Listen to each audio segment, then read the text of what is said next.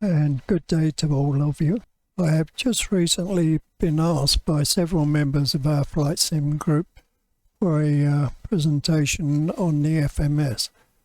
Now, there are an awful lot of YouTube videos about the FMS, so I thought probably the best thing that I could do is to show you some of the more obscure benefits within the FMS. It's a very, very powerful piece of kit, and there are some things in there that possibly you haven't seen before.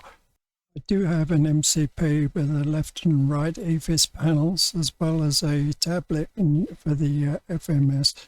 I'm choosing to go with the mouse so that hopefully you'll be able to see which buttons are where I am on the control panels. So here we are in P3D version 5. This is stock Stansted, runway 04, and flight plans down to Barcelona. There will be a copy of the flight plan down in the description down below. To bring up the ND and the FMS for us to have a look at.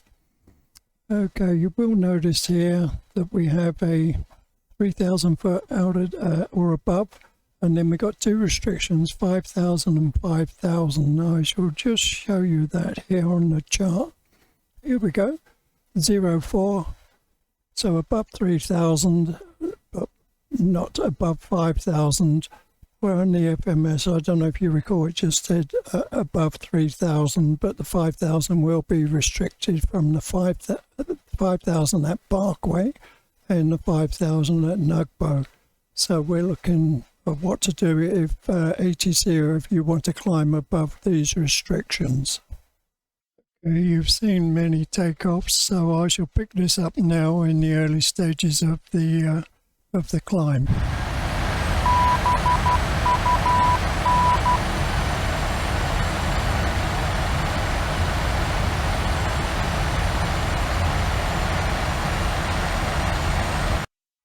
I have killed the sound. I don't want to compete against CFM.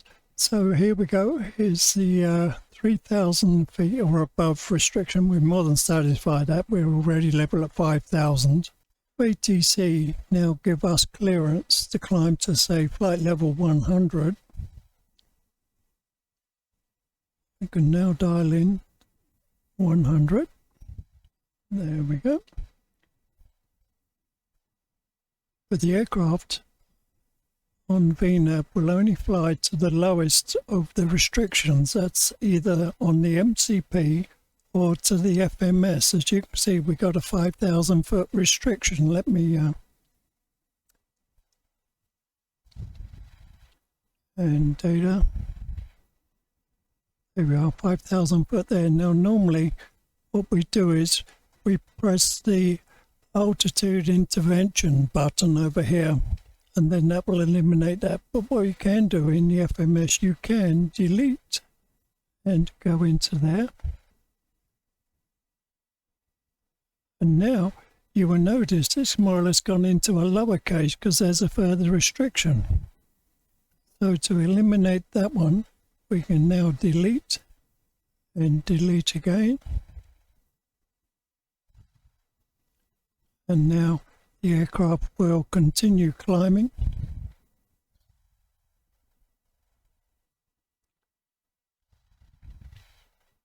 There we go. In this example, we had two restrictions at 5,000 and 5,000 at NUGBO. When you press the altitude intervention, it only eliminates the first restriction. The second restriction could have been, say, flight level 130.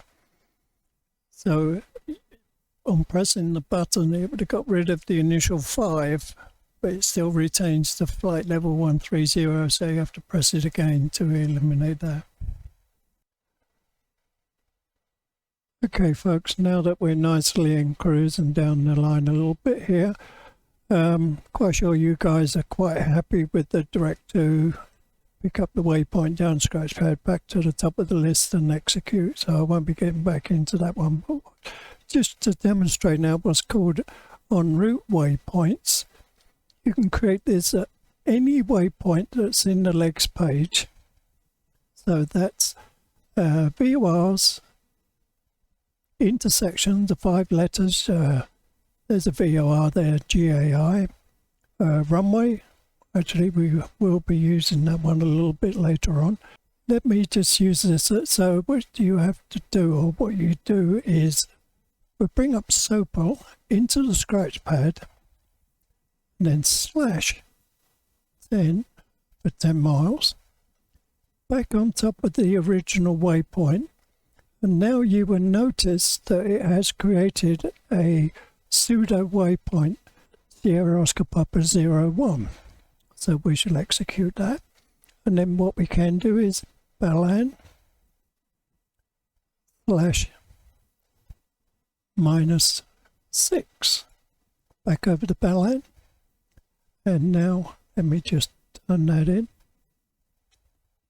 and there you are. The BALAN 01 is now 6 miles short of BALAN, so we can erase that one. And then to eliminate the other pseudo, just come back to BALAN, override it, and now that will eliminate it, so we're back to where we were.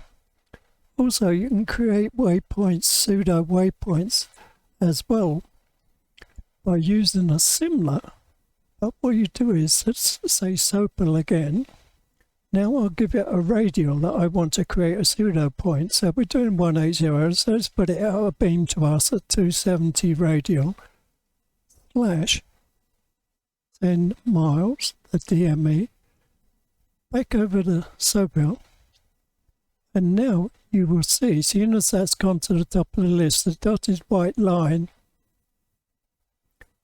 has gone directly to the top. So we can go from that pseudo position now to BALAN, and you can see it's doing a flyby, so it's going towards the 02, but then it's anticipating the turn, then back to BALAN. So we can erase that. Let's create one now. BALAN on the 300 radial, slash 20 miles over the BALAN. So that's directly from our current position to that waypoint. And then what we can do, let me execute that. So of course now it's looking for where to go after that 01. So we can either come up now, EVPOK, so then that would take it directly to EVPOK. Or what we can do, you can actually create a pseudo position off of that pseudo position. So now if I say, what was the other one, 270, wasn't it? 270 slash 5. When I go back over that, it's now created another pseudo position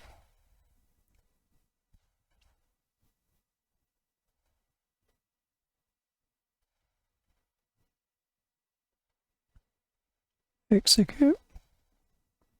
So now it's going to 02 and then 01, or what we can do is we can make it 01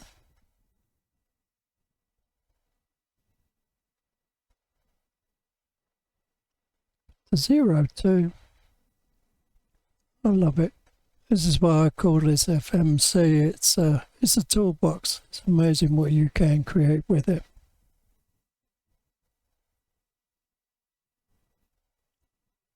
Then back to BALAN. Another recommendation is that once it's done any major turns, they say really is just to do another direct. Then it helps to smooth it out a little bit. Okay guys, hope that hasn't freaked you out too much. What we've just been accomplishing within the legs here, we can achieve similar in the fix. Let me erase that, and let's have a look at this VOR Golf Alpha India. And there you are, that information. First of all, it brings up a nice green ring. So suppose an ATC said they wanted you to give them a call overhead Golf Alpha India or a NARAK. You can raise that so it's like an alert or memoir to do something. But also, what we can do is we can create, let's create a radio at 210 at 15 miles. Very similar to what we've done on the legs page. And now you can see the radial, the 215, the 210, I'll pause again.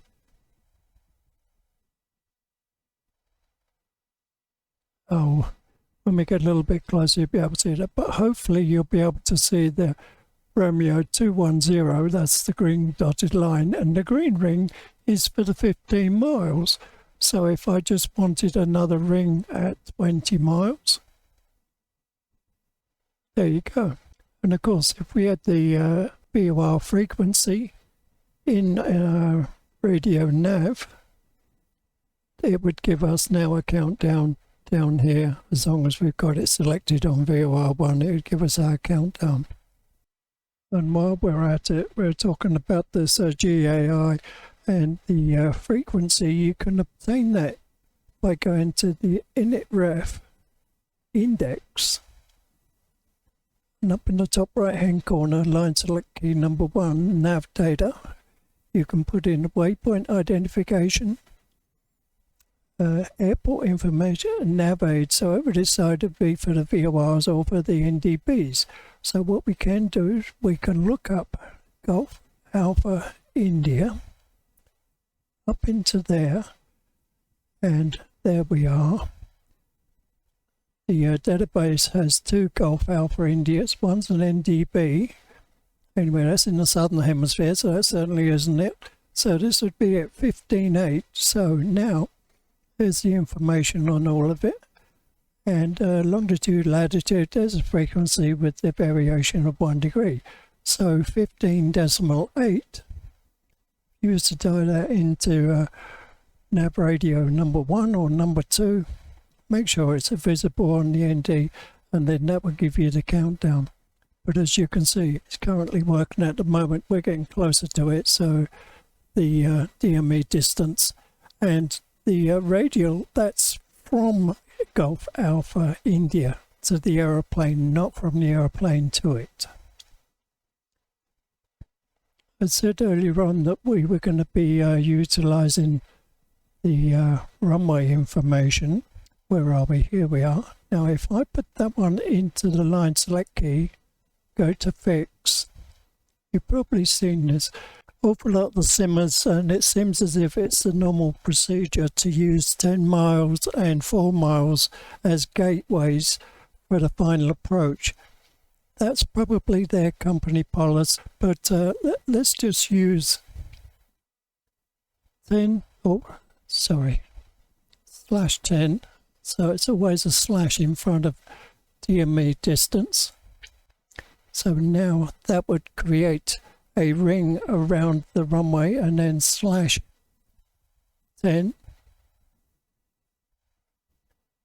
and also old school here, times 3 times the height. So 337, I'm going to lose about 37,000 feet. So 340s is 120, minus 9 is 111. So let's say 115 miles. So 115. So that to me in my books would be about the start at the top of the drop. And there you go, you can show on the ND, the computer's figured it out. The top of drop is a little bit closer to the airport than where I would come down. Or I would start old school, where we would start coming down when we didn't have FMCs and VNAV and LNAV. Okay, now that the top of descent starting to come up, I think we can start tidying up some of these. Don't need some of these here, so we can get rid of that. Oh, the previous, we want to keep our radar, the runway.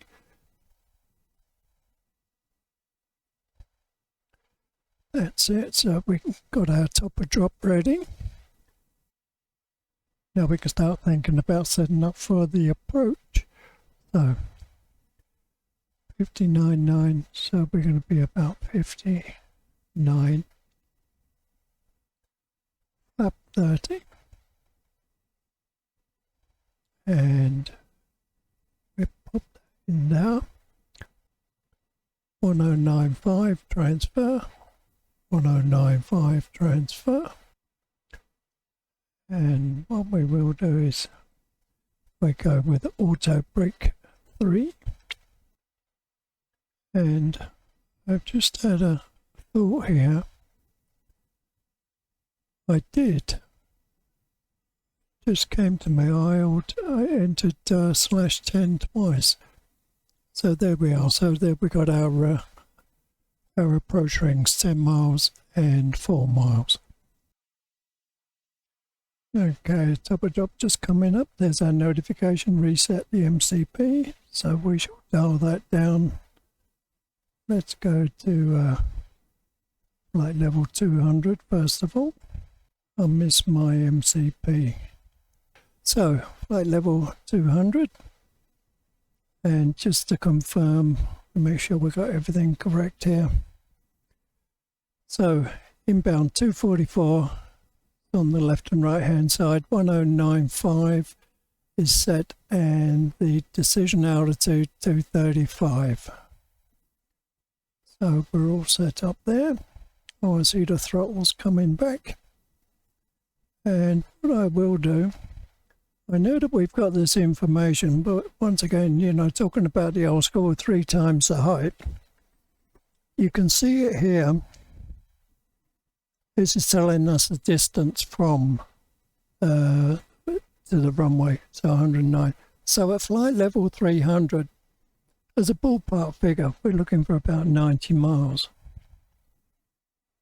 So as we continue on down, I'll probably give a few, I won't give you the full descent, but I'll give you a few snapshots when we're approaching those altitudes, and then we can check the distance.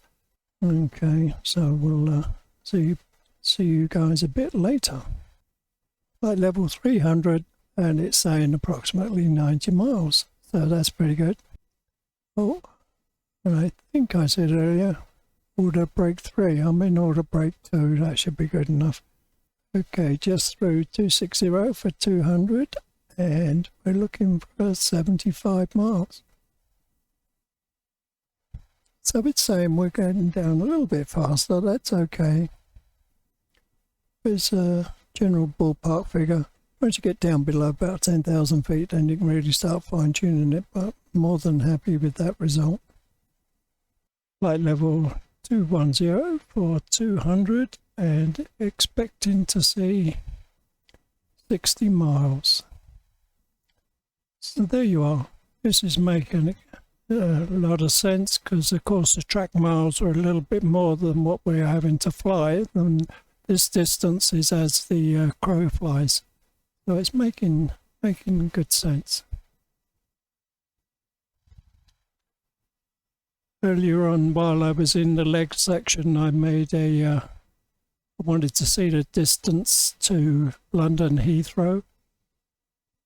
There you are. I've just set this up here. You can use it in the fix as well.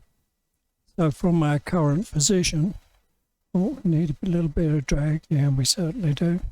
So from our current position to the London Heathrow, 565 miles. As you can see, I tend to play with this FMS. I love it. It's you can get lots of different information out of it, other than its basic holding a route to go from A to B. And flight level 160 for flight level 100. Bring in the speed brake, and I'm expecting to see about 45, about 45 miles. So about 36 miles, 10,000 feet, and normally be about 30 miles. So that's okay, but now she's starting to slow down to 250.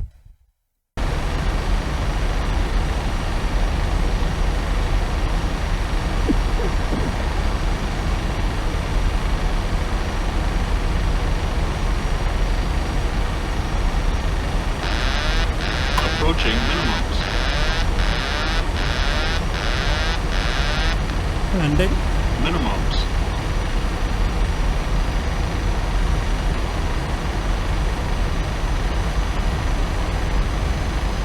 100. 50. 30. Oh, gotcha. You're going to have to wait to the end of the video to see the result. Okay folks, that's showing you some of the lesser known functions in what I call the toolbox of the FMS. I'm going to ramp it up now and show you some of these following examples. Okay guys, here is the example I was referring to earlier on, where we'd be able to use the VOR radial distance or the fix. So we can have a look-see now.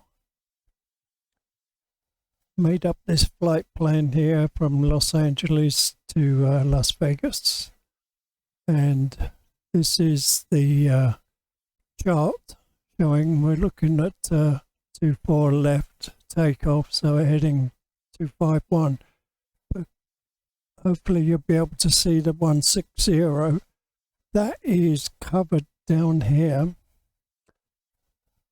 by the 24 left, climb on heading 251 to cross SMO 160 at 3000 or below. So that's the 160, that's what that's referring to. So it's a little bit hidden. Now this is on the Jepson chart. If you use the official FAA chart, you can see here it's a little bit easier to see radial 160 on their written description. On a heading 251, SMO 160 at or below the 3000, so that's exactly the same. So how can we get this to show up now on the ND? There we are.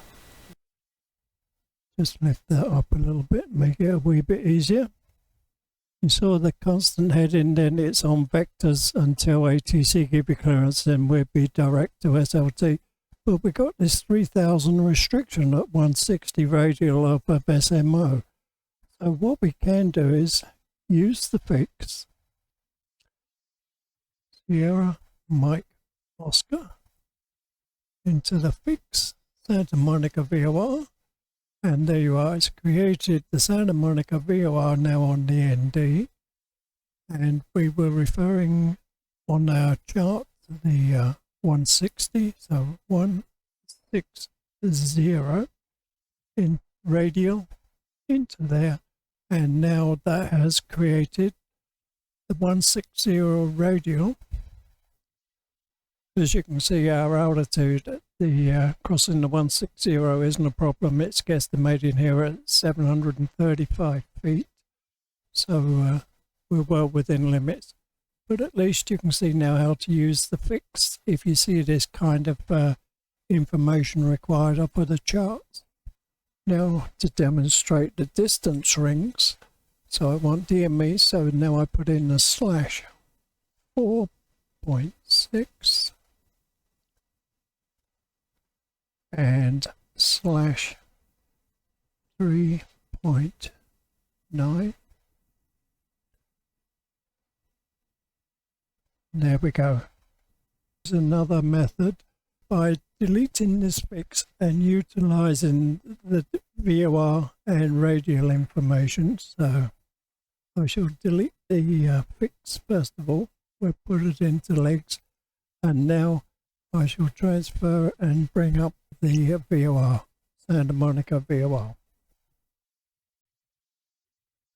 Well, there's a surprise, 10.8. Transfer. So now, as you can see on the ND with Santa Monica VOR frequency, it's now identifying Sierra Mike Oscar on the ND, and when I select the VOR 1 on, other way, there you go. Now it is showing the course. So as our previous, as the chart was showing the 160, as long as we're not going through 3,000 feet or higher before we reach that position, we know that we satisfy the SID. Next we're going to display some engine fail on takeoff information onto the ND. Okay guys, as you can see we're still at Los Angeles and maintain the 160 radial off of Santa Monica. And what we're going to be doing is now we're going to be looking into a engine fail procedure and make a presentation on the ND. Just before I move on, you can see that I've increased the size of the ND to make things a little bit more visible with the FMS on the right hand side. So I've got the EFIS panel as well, so I can change the range. So for those of you who want to try to make it as realistic as possible, this is actually a procedure that is carried out by the crews. So of course they've got their flap retraction altitude set as well. And what they would do, they would be looking into the engine out failure procedure.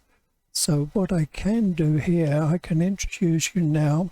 This black box 711, I have to thank a Simmer 737 driver. He had it on one of his presentations and it works an absolute treat. Go over to the left hand side, open up airport information. Up here to search. Kilo Lima Alpha X-ray, enter, and here we have the information for the airport. NADP2, there were the procedures for the different runways, and we notice here for 24 left, track 251 to 25 miles, hold on the inbound 251 with the right hand circuit. Now back to the FMS. Even though this isn't required, I'm going to insert LAX as a reference so you can see where we're coming from. Oh, sorry. There we are. LAX. Now, that has eliminated, so this is the references that we'll be coming from. So what we need to do now, we generally go to the bottom of the flight plan and we can go Lima Alpha X-ray with an inbound of 251/25. I'll put that in there. Now you'll notice whenever you create a more or less a customized waypoint, it goes up numerically. So the first time you do it 01, next time you do it 02, 03, 04. You can have different distances. So we shall do that. Now increase the range and 20, and there we are. We can now see that created position here. Lima Alpha X-ray 01. Now, when you go into the hold, you can only access the next or the input from the legs page. So we shall go to the last page. It goes into the scratch pad into there. Now, these are the parameters of the hold. You can see that it's shown the hold there. So for in here now, we got the 251/right hand standard orbit. And there we can adjust these a little bit later accordingly to your speed and altitude, but it's this demonstration. So insert that. Now we have a hold pattern. So all we need to do now is I don't need the LAX in the fix, so I can remove that. Now this line here, we don't need that either. So what I can do is we go to the back end here. From it, as the FMS is concerned, it goes from Bravo Lima Delta to LAX 01. So what I can do is now I just insert anything into here. It goes there. Execute. It's now created a discontinuity. So what I can do is now I can delete the LAX. Now I've got Bravo Lima Delta discontinuity KLAX 01 execute, and now that has deleted the blue line. In the event of an engine failure, the guys can now, that would normally be in the legs page, after they've accomplished their memory items or appropriate checklist. Okay guys, we'll try this again. I accidentally closed the capture on previously, so we'll do this one again. So in the event of a lost engine, what the guys would do is they would go to the fix, to the top of the legs, insert it in there, execute. Now you can see the magenta line is directly going to that. It will now fly to that position, and then once it gets there it goes on to the next waypoint and it would enter at the hold. Disregard that. So there you are, gentlemen. That's a way of setting up a alternate position for an engine failure on takeoff. This one, as you can see, is relatively simple. Some airports are extremely complicated, so this is where it really helps out with the guys. Okay, so that's about it, guys.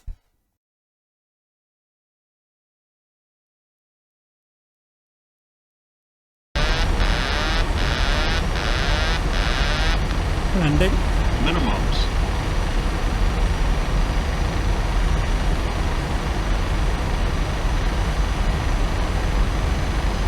$100. 50. 30. 20. 10.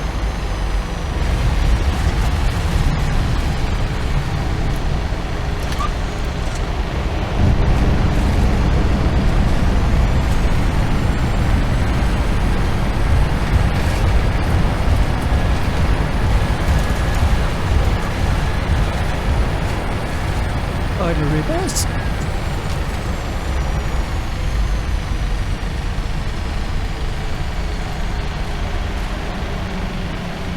Manual braking, and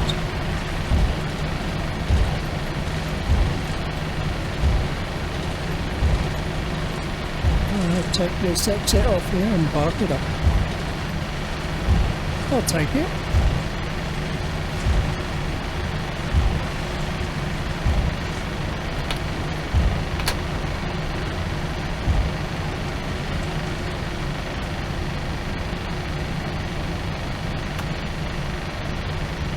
Parking brake set.